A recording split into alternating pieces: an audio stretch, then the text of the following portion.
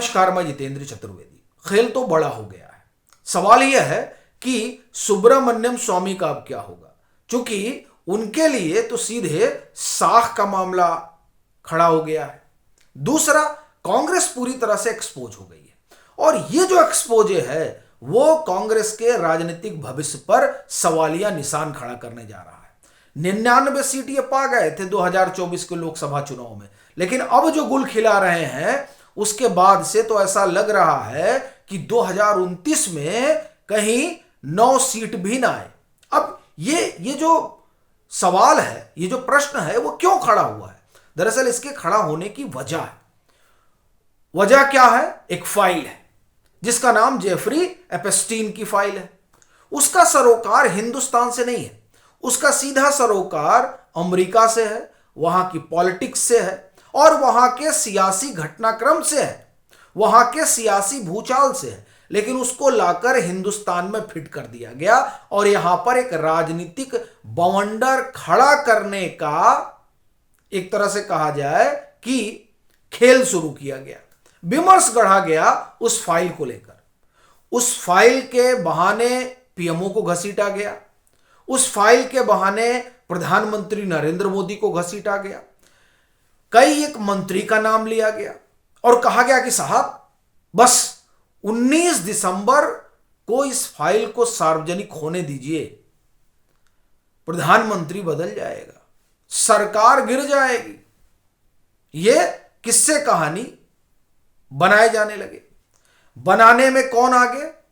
कांग्रेसी तंत्र के लोग। ये वही लोग हैं जो भी कुछ महीने पहले अमेरिका गए थे, 1 महीने अमेरिका में रहे, वहां से ट्रेनिंग लेकर आए। और ये मैं क्यों कह रहा हूं?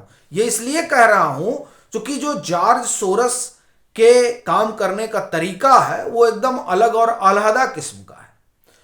वहां पहले एक विमर्श खड़ा किया जाता है और फिर उस विमर्श में सोशल मीडिया को लगाया जाता है और उसके सहारे जनमानस तैयार किया जाता है।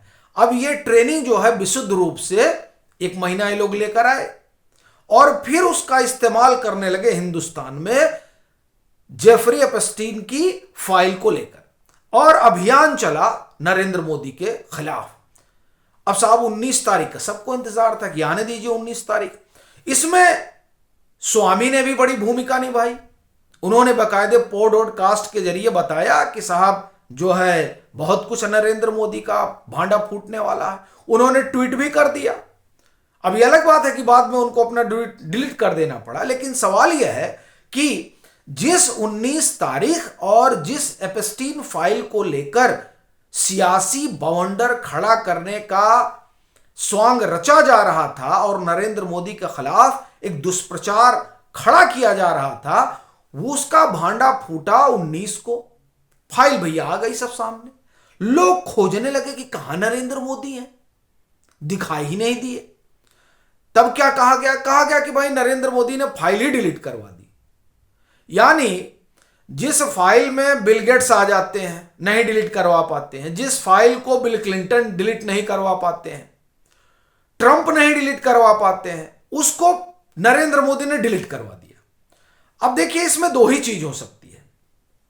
या तो यह माने कि नरेंद्र मोदी का इतना बड़ा प्रभाव है कि वो अमेरिका को प्रभावित कर रहे हैं और उनके कहने पर अमेरिका फाइल डिलीट कर दे रहा है।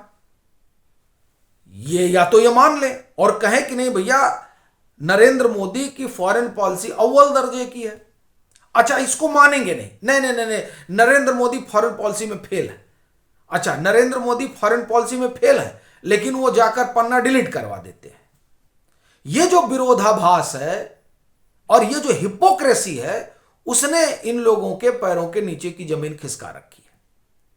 यह वैसे ही है कि एसआईआर हो रहा है, वोट चोरी अब लोगों के बीच जा चुकी है। योगेंद्र यादव यही कह रहे थे ना नतीजा आने के पहले बिहार का। अब ये लोगों के बीच जा चुकी है। नरेंद्र मोदी का समर्थक बात करने लगा है कि भाई कुछ तो गड़बड़ है, और जब नतीजा आया तो कह रहे हैं नहीं। देखिए, ये मतदाता सूची में गड़बड़ी हुई है। एग्जैक्टली इसी तरह का आप देखिए कि कहानी जेफरी एपस्टीन की फाइल में लागू किया जा रहा है। ये कह रहा है कि देखिए तो डिलीट करवा दिया गया। यानी जब आपके दुष्प्रचार का भांडा फूट जाए तो चुनाव वाले मसले में कहिए कि ईवीएम गड़बड़ हो गया, मतदाता सूची गड़बड़ कर दी गई, और यहां पे कहिए कि नरेंद्र मोदी ने फाइल ही डिलीट करवा दी। ठीक, मातम छाया हुआ है। हम तो स्वामी को खोज रहे हैं कि स्वामी कहां है। भाई स्वामी ने तो ट्वीट करके क्या क्या नहीं लिखा था, हरदीप पुरी के बारे में, प्रधानमंत्री नरेंद्र मोदी के बारे में। कुछ एक लोग तो पीएमओ को भी घसीट लाए थे, एक मैडम हिरेन जोशी का भी ले आई थी। अब वो लोग कहां है समझ में नहीं आ रहा है। भाई होना चाहिए था ना। और हम लोग 19 तारीख का इंतजार कर रहे थे बड़ी उत्सुकता से, भाई देखिए अब तो सरकार गिर जाएगी। लेकिन 19 तारीख के बाद हुआ क्या, लोगों का नरेंद्र मोदी में भरोसा और बढ़ गया कि भाई ये जो व्यक्ति है, ये व्यक्ति तो दूध का धुला हुआ है। ये लोग क्या क्या आरोप लगा रहे थे।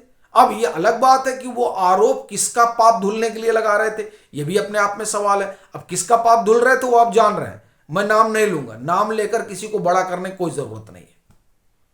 लेकिन ये जो लोग अमेरिका गए थे, ये वहां से लग रहा मोटा पैकेज लेकर आए, वही लोग अभी भी अभियान चला रहे हैं, फाइल वाइल डिलीट करवा रहे हैं। इसमें अगर किसी का नुकसान हो रहा है सबसे ज्यादा तो वो कांग्रेस और स्वामी है। अब कांग्रेस क्यों है भाई, ये जो लोग वहां गए थे अमेरिका, वो वहां उनको कौन पाल पोस रहा था 1 महीने, यह बात किसी से छिपी नहीं है। और वो कौन कौन हमारी बिरादरी के लंबरदार थे, ये भी किसी से छिपा नहीं है। और वो कांग्रेस का एजेंडा चलाते हैं, ये सार्वजनिक तौर पर लोग कहते हैं। यानी कांग्रेस ने इस तरह का विमर्श खड़ा करवाया, लेकिन उसका हश्र क्या हुआ, हश्र यह हुआ कि 19 तारीख को वो पूरा विमर्श झूठ साबित हुआ। और यह हुआ कि साहब ये लोग तो नरेंद्र मोदी के खिलाफ फर्जी अभियान चलाते हैं। यानी अगर पॉलिटिकली नरेंद्र मोदी की सरकार कोई गलती भी करती है और विपक्ष उस पर सवाल उठाएगा तो जनता खारिज करेगी।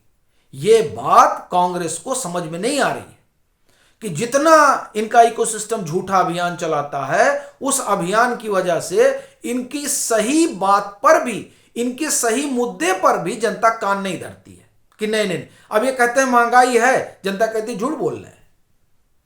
या आप समझिए, महंगाई है ये सही है, लेकिन जब वही बात कांग्रेस बोलती है तो लोग खारिज कर देते हैं, झूठे हैं सब। क्यों?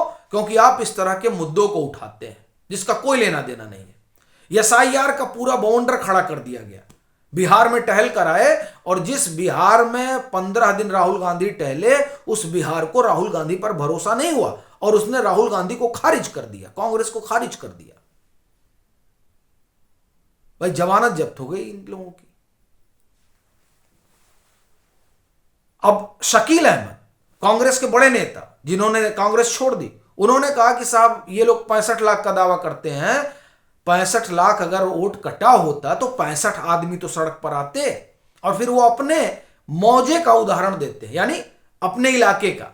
वो कहते हैं कि हम एक कार्यक्रम में गए हुए थे और वो पूरी मुस्लिम बस्ती है, हमने वहां पूछा कि भैया आप लोगों का कटा है, बोले नहीं हमारा एसआईआर में नहीं कटा है। यानी शकील अहमद ये बता रहे थे कि कांग्रेस जो है वो किस तरह से एक ऐसे एजेंडे में फंसी हुई है जो सिर्फ कांग्रेस को रसातल में ले जाएगा। तो जैसे एसआईआर में फंसे थे वैसे एपस्टीन फाइल में फंसे थे, लगे हुए थे। इनको कान में बता दिया गया था कि बस इसको हम चलाएंगे तो नरेंद्र मोदी ध्वस्त हो जाएंगे। पृथ्वीराज चौहान उतर आए प्रेस कॉन्फ्रेंस करने के लिए, सरकार ही गिरा रहे थे। अब 19 के बाद लोग ढूंढ रहे हैं पृथ्वीराज चौहान को, संजय राउत को और उन तमाम दरबारियों को कि कहां हो भाई। दूसरा, स्वामी ने एक भरोसा कमाया था।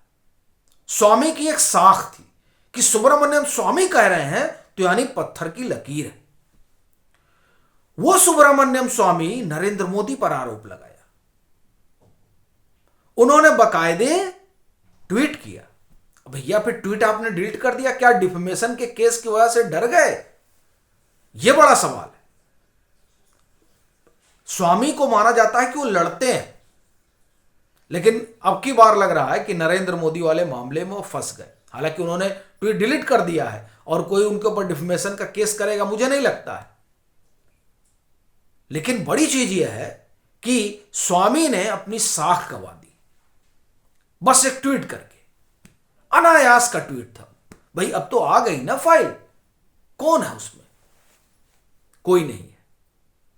तो ये जो विघ्न संतोषी है और उन विघ्न संतोषियों के फेरे में जो है वो स्वामी भी आ गए, जबकि स्वामी ने बड़ा काम किया है हिंदुस्तान के लिए, हिंदुत्व के लिए।